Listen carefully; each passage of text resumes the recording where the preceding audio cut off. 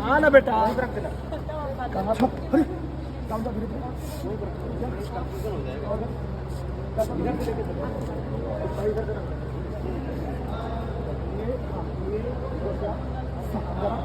गिर काम जा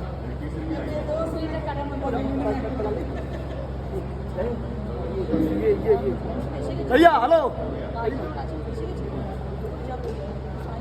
गद्दा तो और दो गद्दा ही जगह दो गद्दा लाओ। ये देखिए ऐसे रामू जी आप लोग दोनों कपड़ा लेके कर रहे हैं, उधर क्यों कर रहे हैं जो उनको बैठने में इतनी किसको नहीं ठीक है भैया ये सचिता जी हैं ये गौरी जी हैं यहाँ पे बाकी फैमिली ऊपर नीचे खड़ी हो जाएगी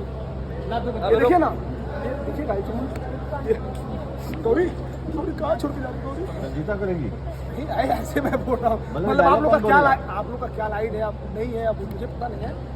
फिर बैठने का नहीं यहाँ पे वो डायलॉग रोक दे बाबू सारा गौरी का डायलॉग समझ मोनू रोक कभी